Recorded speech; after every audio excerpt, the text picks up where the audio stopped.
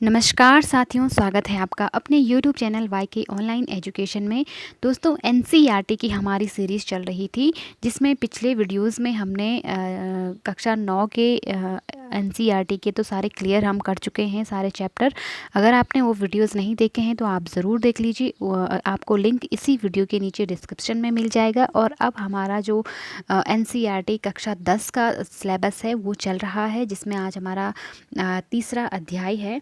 देव कवि को हम पढ़ने वाले हैं और इससे जो भी आपके इम्पॉर्टेंट क्वेश्चन बनेंगे वो मैं आपको बताऊंगी। मैंने आपको पहले भी बताया था कि जब भी आप किसी भी एग्ज़ाम की अगर आप तैयारी कर रहे हैं तो एनसीईआरटी को आप सबसे ज़्यादा प्रायोरिटी दीजिए, क्योंकि सबसे ज़्यादा प्रश्न जो बनते हैं वो एनसीईआरटी से ही बनते हैं। और आप सबके सिलेबस में जो है, चाहे वो समूह गौ का हो, चाहे वो टीजीटी पीजीटी का हो, एलटी लेक्चरर का हो, तो सबसे ज़्यादा प्रश्न मुझे जहाँ तक लगता है एनसीईआरटी से ही पूछे जाते हैं। तो आपको ज़रूर एनसीईआरटी को पढ़ना चाहिए। तो चलिए शुरू करते हैं। यदि आपने अभी तक चैनल को सब्सक्राइब नहीं किया है तो कर लीजिए, बेल आइकन प्रेस कीजिए ताकि नोटिफिकेशंस आपको मिलते रहें, और अपने दोस्तों के साथ शेयर करना बिल्कुल ना भूलिए।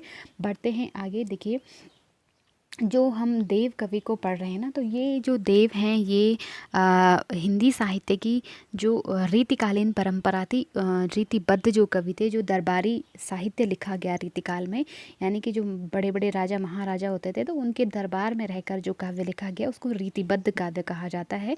और उन्हीं रीतिबद्ध कवियों में एक देव भी हैं जिनका स्थान काफ़ी सर्वोपरि रहा है, कह सकते हैं। ठीक, तो देव के बारे में जान लेते हैं। इनका जन्म इटावा यानी उत्तर प्रदेश में सन 1673 में हुआ था। उनका पूरा नाम देवदत्त द्विवेदी था। देखो, आपको ये चीज़ ध्यान रखनी है, क्योंकि कई बार जो है आपके अगर टीजीटी पीजीटी की आप तैयारी कर रहे हैं, अब तो समूह गाँव में इस तरह के प्रश्न बनने लगे हैं कि जो देव कवि हैं उनका पूरा नाम क्या था। तो देवदत्त द्विवेदी इनका पूरा नाम था। ठीक है, देव के अनेक आश्रयदाताओं में औरंगजेब के पुत्र आजम शाह भी थे, परंतु देव को सबसे अधिक संतोष और सम्मान उनकी कविता के गुणग्राही आश्रयदाता भोगीलाल से प्राप्त हुआ था। यानी कि इनकी कविताओं के सबसे ज़्यादा जो प्रशंसा जो करते थे, या सबसे ज़्यादा खुश जो राजा हुए हैं वो भोगीलाल थे। ठीक है, उन्होंने उनकी कविता पर रीझ कर लाखों संपत्ति दान की। उनके काव्य ग्रंथों की संख्या 52 से 72 मानी जाती है। देखो, उस समय क्योंकि मनोरंजन के कोई साधन नहीं होते थे, तो जो कवि होते थे वही दरबार में जाकर के अपनी कविताएं लिखते थे। और कविताएं ऐसी कि जो राजा महाराजा की प्रशंसा में लिखे जाते थे, चाहे वो राजा मतलब उतना पराक्रमी हो या ना हो, फिर भी उसकी प्रशंसा में वो काव्य लिखा जाता था, क्योंकि उससे उनकी रोज़ी, कवियों की रोज़ी रोटी चलनी थी। तो इसीलिए जो रीतिकाल का जो काव्य है ना, वो दरबारी काव्य उसे कहा जाता है। ठीक है, भक्ति काल के बाद रीतिकाल आया है। ठीक है, उनमें से रस विलास, भाव विलास, काव्य रसायन और भवानी विलास बहुत महत्वपूर्ण ये रचनाएं हैं। 4 के 4 आपको ध्यान रखनी है, क्योंकि लिखी तो इन्होंने 72 हैं। ठीक है, लेकिन जो सबसे इम्पोर्टेंट है वो आपको ध्यान रखनी है। रस विलास, भाव विलास, काव्य रसायन और भवानी विलास आदि देव के प्रमुख ग्रंथ माने जाते हैं। उनकी मृत्यु सन 1767 ईस्वी में हुई थी। ठीक, तो ये आप ध्यान रखिएगा। अब थोड़ा और आगे जान लेते हैं। देव रीतिकाल के प्रमुख कवि हैं। रीतिकालीन कविता का संबंध दरबारों, आश्रयदाताओं से था, जैसे मैंने आपको बताया ना पहले। तो ये वही देखो इस प्रकार से आश्रयदाताओं से था। इस कारण उसमें दरबारी संस्कृति का चित्रण अधिक हुआ है। देव भी इसमें अछूते नहीं थे, किंतु वे इस प्रभाव से जब जब भी मुक्त हुए उन्होंने प्रेम और सौंदर्य का सहज चित्र खींचे। यानी कि कभी मतलब ऐसा ज़रूरी नहीं है कि वो हमेशा दरबार में ही रहते थे। मतलब जैसे दरबार में राजा लोग उन्हें आमंत्रित करते थे, तो वो जैसे उन्हें पता है कि हमें उस राजा के दरबार में जाना है, तो फिर वो वहाँ पे अपनी रचनाएं प्रस्तुत करते थे। तो जब भी वो दरबार से जैसे बाहर निकलते थे तो वो फिर श्रृंगारिक और प्रेम से संबंधित कविताएं लिखते थे। ठीक है, देव भी। तो ये हो गया। इसके बाद आगे है अलंकारिकता और श्रृंगारिकता उनके काव्य की प्रमुख विशेषताएं, यानी कि उन्होंने अलंकारों और जो श्रृंगारिक वर्णन होता है वो अधिक किया है। ठीक है, शब्दों की आवृत्ति के जरिए नया सौंदर्य पैदा करके उन्होंने सुंदर ध्वनि चित्र प्रस्तुत किए हैं। अब जान लेते हैं जो आपके एनसीईआरटी पाठ्यक्रम में दिया हुआ है उसके बारे में। देखो, यह यहाँ संकलित कवित्त सवैयों में कवित्त सवैये इन्होंने लिखे थे, ठीक है। कभी कभी प्रश्न डायरेक्ट बन जाते हैं कि देव ने कौन सी चीज़ें लिखी हैं या किस छंद में कविताएं की हैं, तो आपको ध्यान रखना है कवित्त सवैये छंद में उन्होंने अपनी रचनाएं की हैं। एक और जहाँ रूप सौंदर्य का अलंकारिक चित्रण देखने को मिलता है, वहीं दूसरी ओर प्रेम और प्रकृति के प्रति कवि के भाव की अंतरंग अभिव्यक्ति भी।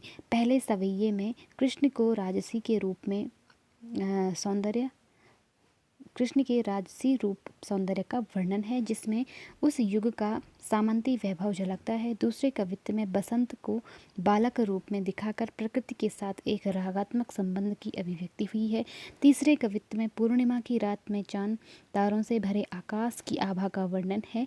चांदनी रात की कांति को दर्शाने के लिए देव दूध में फैन जैसे पारदर्शी बिंब काम में लेते हैं, जो उनकी काव्य कुशलता का परिचायक है। तो इस तरह से उन्होंने अपनी कविता में रागात्मकता और बिंबात्मकता का प्रदर्शन किया है, ठीक। ये आप देख पा रहे होंगे। ये देखिए आप, जैसे कभी पूछा डायरेक्ट प्रश्न भी एलटी रिसेंटली जो एलटी में पेपर हुआ था तो पूछा भी गया था कि सवैये किसने लिखे हैं, तो इस तरह से आपको ध्यान रखने हैं देव कवि ने भी सवैये लिखे हैं, ठीक है। कवित्त भी इन्होंने लिखे हैं, ये छंद हैं बेसिकली, ठीक। कवित्त सवैया ये क्या हैं, छंद हैं। तो इस तरह से आपको ध्यान रखना है। बाकी समूह गाँव में इस तरह से क्वेश्चन जो बनते हैं वो मैंने आपको पहले भी बताया था। शब्द संपदा आप ज़रूर पढ़िए, यहाँ से प्रश्न बनते हैं और बहुत सारी चीज़ें आपको यहाँ से सीखने को मिलती है, ठीक है। जैसे मंजू का मतलब होता है सुंदर, कटी मतलब होता है कमर, किंकिनी मतलब होता है करधनी या कमर पर पहने जाने वाला आभूषण, ठीक। और इस तरह से देखिए, लस्से का मतलब होता है सुशोभित होना, हुल्से मतलब आनंदित होना, किरीट मतलब मुकुट, मुखचंद मतलब मुख रूपी चंद्रमा, जुन्हाई मतलब चांदनी, द्रुम मतलब पेड़। तो आपको पता चला कि पेड़ का कभी पर्यायवाची पूछा जाए तो द्रुम भी एक पर्यायवाची होता है, ठीक। सुमन झिंगूला मतलब होता है फूलों का झबला या ढीला ढाला जो वस्त्र होता है। केकी मतलब होता है मोर। मैंने जब पर्यायवाची आपको पढ़ाए थे तो वहाँ पे मोर के पर्यायवाची में मैंने एक केकी भी बताया था, तो आपको पता है कि केकी किसका पर्यायवाची है, मोर का है। कीर कहते हैं तोते को, ठीक है। हलावे झुलसावे का मतलब होता है हलावत, यानी बातों की मिठास, सॉरी। उतारो करे राई नून, मतलब जिस बच्चे की को नज़र लग जाती है ना, तो उसके सिर पर चारों ओर राई नमक घुमा करके आग में जलाने का एक टोटका होता है नज़र उतारने का, ठीक। कंज कली मतलब होता है कमल की कली, चटकारी मतलब चुटकी, फटिक मतलब या स्फटिक जिसे कहते हैं प्राकृतिक क्रिस्टल जो होता है, सालिनी मतलब होता है शिला पर, उदधि मतलब समुद्र। तो समुद्र का एक पर्यायवाची क्या है, उदधि, ठीक। उमगे मतलब उमड़ना, अमंद मतलब जो कम न हो, भीति मतलब दीवार, ठीक। और मल्लिका बेले की जाति का एक सफ़ेद फूल होता है, ठीक है। मकरंद मतलब फूलों का रस होता है, आरसी आईना या शीशा को कहते हैं। तो अब यहाँ पे आप देखिए, ये बहुत इंपॉर्टेंट है, आपको ये लाइन आपको नोट डाउन भी करनी है और याद भी रखनी है। कवित्त क्या होता है, देखो कवित्त क्या है, एक वर्णिक छंद है। कई बार आपको डायरेक्ट प्रश्न पूछ लिया जाता है, ठीक, कि निम्नलिखित में से कौन सा वर्णिक छंद है, और आपके पास दे देगा कवित्त हो गया और कुछ और दे देगा, ठीक। तो आपको ध्यान रखना है कि कवित्त क्या है, एक वर्णिक छंद, क्योंकि छंद जो है वो हमारे 3 प्रकार के होते हैं। एक तो मात्रिक होता है, एक वर्णिक होता है और एक मुक्त छंद होता है, ठीक। उसमें प्रत्येक चरण में 31 वर्ण होते हैं। प्रत्येक चरण में 16वें या फिर 15वें वर्ण पर यति रहती है। सामान्यतः चरण का अंतिम वर्ण गुरु होता है। गुरु इस तरह का एक सिंबल होता है और लघु का सिंबल ये होता है। तो इसका मतलब 2 मात्राएं होती हैं और इसका मतलब 1 मात्रा होती है, ठीक है। तो किसी दिन छंद जब हम पढ़ेंगे तो वहाँ इन चीज़ों को समझेंगे हम। अभी तो आपको समझ में नहीं आया होगा। तो फिलहाल आप ये लाइन ज़रूर ध्यान रखिए, क्योंकि कवित्त के बारे में आपसे प्रश्न पूछे जाएंगे, ठीक है।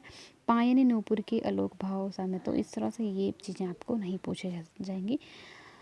तो ये था आपका वीडियो दोस्तों। यहाँ से आपके जो प्रश्न, जो भी इम्पोर्टेंट चीज़ें आप मुझे लगी कि जो आपके एग्ज़ाम में पूछी जा सकती हैं, तो वो मैंने आपको बताई। खासकर इनकी रचनाएं आप ज़रूर याद रखें। तो ये था हमारा आज का वीडियो। मिलते हैं एनसीईआरटी के अगले वीडियो में अगले पार्ट के साथ। और दोस्तों प्लीज़ लाइक शेयर सब्सक्राइब करना बिल्कुल ना भूलिए। तब तक के लिए नमस्कार।